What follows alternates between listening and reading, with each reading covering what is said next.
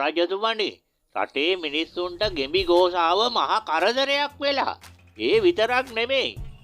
ගොවියන්ට නියර දිගේවත් ඇවිදගෙන යන්න විදියක් නැල්ලු. ගෙම්බොබෝ වෙලා. මහා ලොකු බුද්ධියංශ නිලධාරියා. දැන්ද මට ඇවිල්ලා ඔය තොරතුර කියන්නේ. ඕවා මට කොච්චර කලින්ද ආරංචි වුණේ. නැහැ මුත්තේ. අපි මේ ගෙඹි උවදුර ඒ තරම්ම දරුණු යයිද සොයා බැලිය යුතුයි. එයයි රජයක් හැටියට අපගේ වගකීම.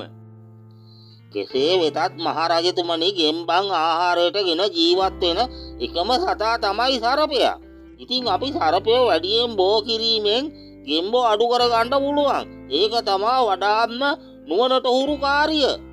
එක සැරයක් කෘමි කරදරේ. දැන් ආපි ගෙඹි කරදරේ. ඔය කියන කුඹුරු වලට ගිහින් ගෙඹි උවදුර මේ තරම්ම ප්‍රශ්නයක්ද කියලා සොයා බැලිය යුතුයි.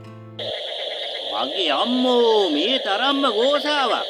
ගෙවල් වල ගෑනුවත් මේ විදිහට කෑ ගහන්නේ නැහනේ. කොහොමද මේ මිනිස්සු ගෙවල් වල කණක් ඇහිලා ජීවත් වෙන්නේ? එසේ මහරජතුමනි මෙයට එකම විසඳුමයි මා කලින් ඉදිරිපත් කළේ.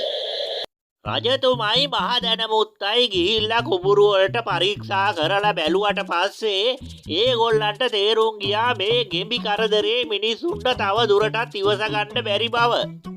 ඕන්න ඔය විදියට රට පුරාම ගෙඹි අභිජනන මධ්‍යස්ථාන වෙනුවට සරප අභිජනන මධ්‍යස්ථාන ඇති කළා. ඒ විතරක් නෙමෙයි රට පුරාම කුඹුරු වලට සරපයෝ බෙදා හැරියා. අද දෙන්නම් ගෙම්බෝ ටික හැඳි ගෑවිලා යන්න. මේ කූඩේ ඉන්න සරපයෝ රොත්ත කුඹුරට දැම්මට පස්සේ ගෙම්බෝ ටික ඉවරයි. අනේ මස්සිනේ ප්‍රවේශමේ සරපයෝ ටික අතකයි. අපේ මුත්තා ගෙදරින් ගිහිල්ලා පෝය තුනකුත් වුණා. රටේ රජතුමා කියනවා කුඹුරු වල සරපයෝ ඇති කරන්න කියලා. ඉතින් අපි සරපයෝ කොහොමද හොයන්නේ? මේව කතා කරගන්න මුත්තා ගෙදරත් නැහැ. අම්බූ හැබතැනම ගෙම්බෝ. ඉතින් කොහොමද වැඩ කරන්නේ? උදළු තලයක් ගහන්න විදියක් නැහැ. කුඹුර පුරාම ගෙම්බෝ. ඉතින් මෙහෙ කොහොමද වැඩ කරන්නේ කුඹුරේ? දැන් කියනවා ඒ පාර රජතුමා සරපයෝ ඇති කරන්නලු කුඹුරු වල.